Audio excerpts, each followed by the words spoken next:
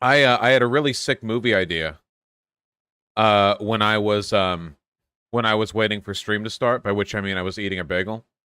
I had a really sick idea, okay? How cool of a movie would this be? All right? Think it like, okay? It's the 1980s, all right? Scene, a cheesy slasher film, okay? You're seeing it as it's beginning to end, okay? Like all the events playing out, all right? It's a cabin, it's in the woods, there are corpses of like cool, like hip 80s teenagers there. The serial killer gets away, the one girl escapes, you know. That's the first like 5 minutes of the film, okay?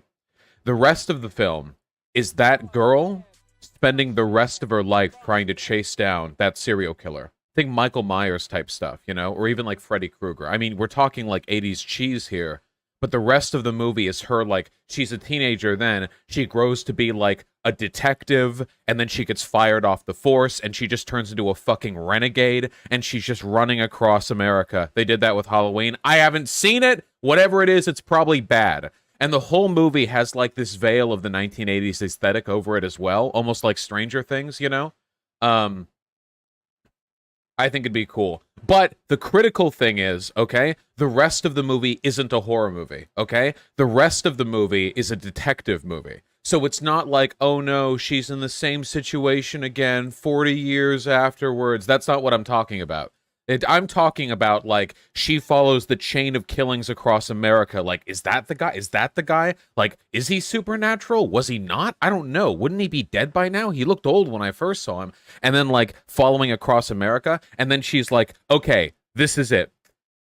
I've heard. I saw Facebook posts. This is a group of college students about to go on a spring break vacation, and they're going to do it at a resort that it seems like they're going to hit next. So she like sets up like fucking sniper nests in the rooftops nearby, and she's like waiting for shit to happen. And the last half of the movie is like almost like The Room. Not The Room, sorry, that not The Room. What was the name of the Raid? That Taiwanese film, the one with the really sick choreography.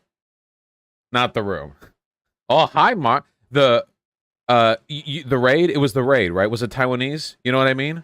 It was Indonesian? Oh, my bad. Yeah, well, it was an amazing movie. Anyway, and it's like the last half of the movie is like taking it apart like room by room. Okay. No, look, never mind. Every time I share ideas with you guys, I remember one time I was trying to share a game idea with you guys, and you guys were like, dude, this is like this game. This game's been done, dude. It's like this game. And then I actually look up the game, and it was nothing like what I was describing. You guys just really badly wanted to form a connection to something you were already aware of. You have to keep the 80s aesthetic the entire time, too. That's very, very important. And she was the killer all along? No, it has to end in a fight scene, okay? One of the things that always frustrates me is like, you know how horror serial killers in like slasher films are always superhumanly strong, but they never actually fight anyone. It's always about running away from them. How strong is Michael Myers exactly? He's not human strength, right? He's stronger than a human. He is definitely stronger than a human is. So like fight. Fucking fight, you know? He survived getting shot in the eyes. Fight! He drinks G Fuel. True. Because that's how horror movies work, Vaush. If you fight the villain, it becomes an action movie. Yes, that's the recontextualization. You take horror aesthetics, but then you contextualize them in the context of an action movie. I think that's cool, personally. People have fought Michael and lost pretty bad. Then fight better, okay? Have the lady plant fucking, like, bombs in the facility beforehand. Have her form like sniper nests. Have tripwire, okay? Have her stash weapons like in like shelves and like the furniture in the area. Like, turn the whole thing into a gigantic fucking like Predator movie, okay? That sounds like a bad movie. Fuck you guys. Whatever. You want to remake Predator? Yes, what I'm describing is exactly like Predator. The dude can push a man through a jail cell door, tear it from the hinges, and lift an adult man off the ground with a single hand. He's way stronger than a normal man. You know what one of my favorite movies is? It's a lot of people's favorite movies, if you, I guess, are around as old as me. Terminator 2. Not because it's a complicated movie, but because all of the elements in that movie are nailed, like, perfectly, basically. You know? And one of the best parts of Terminator 2, and I guess broadly the Terminator movies, you know, broadly, one of the best parts of Terminator 2 is humans desperately trying to hold off Terminators, okay? Like that's just always fun to watch. It always is, you know? You like using everything at their disposal to slightly delay something coming at them, you know?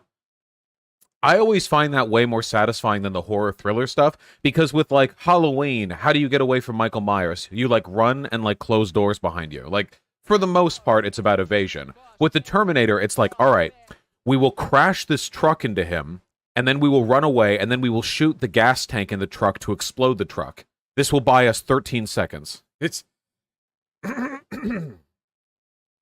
It's good. Yes, I appreciate the Evangelions. That's kind of like the Halo Reach story, not gonna lie. You know, having not played Halo Reach, I don't know if you're telling the truth. I don't know. Who knows? It's impossible to verify.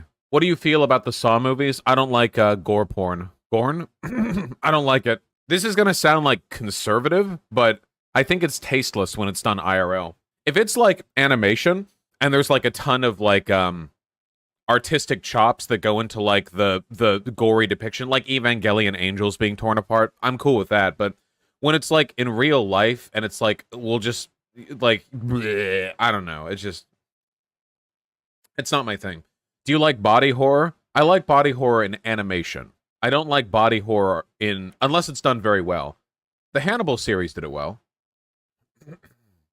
Oh yeah, the worst part of the Saw films, by the way, isn't the gorn or the torture porn. The worst part is the fucking pretension, okay? Dude, he's not a bad guy, okay? He's not an evil man. He just puts you in dangerous situations so you can experience the thrill of life. And then like he just slaughters innocent people like no moral, absolutely no moral compass whatsoever. It's so deep, dude. You like kidnap people and torture them and set them in a situation where it's guaranteed at least one of them has to die, but like the people being tortured aren't good people themselves.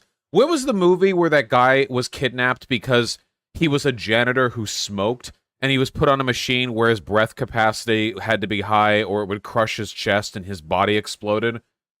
Dude, he's a smoker. Haha, so he dies.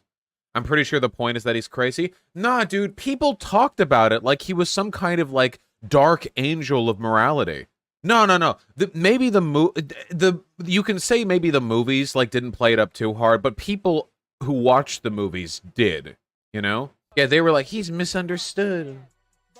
No, the first Saw movie is good. Temp account. The first Saw movie is good. But wasn't the first Saw movie directed by different people than all the other Saw movies? Wasn't it handed off to different directors after that? And Jason movies are meant to punish teens for fucking in cabins. We need the opposite, okay? We need a horror film where the virgins are the ones who are getting taken down, okay? Like all the college kids go to the resort or whatever. All the Chads, you know, and the Stacys who are just fucking nonstop. They're just like, oh yeah, you know, just oh yeah, and like Michael doesn't even come close, you know. It's all the virgins getting killed. Yeah, that film already exists. I'm sure.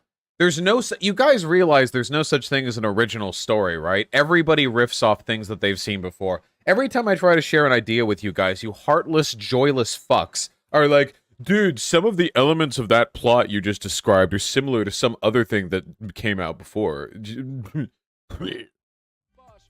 As a writer, that's bullshit. If you're a writer and you think there's such a thing as an original story, like a really original story, then you're lost, my friend. Okay?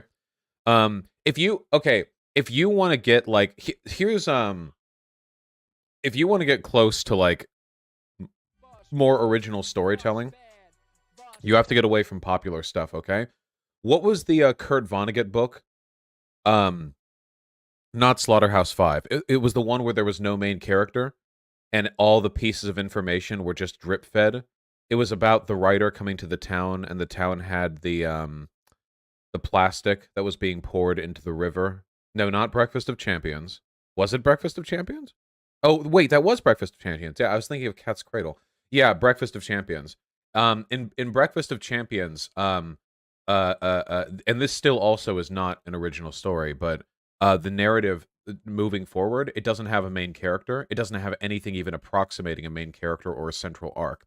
It simply describes the thoughts and feelings of a number of characters who happen to be in an area at a given time, and like events happen. Like it's It says, wait, uh-oh. Bosh, I had to break up the cats, but slipped and slammed slash grated my hand into a metal part of the steer handle. I nearly cried. The pain is so bad, it hurts my whole hand. I want to die. Oh, God. Here, let me go hug Hyena.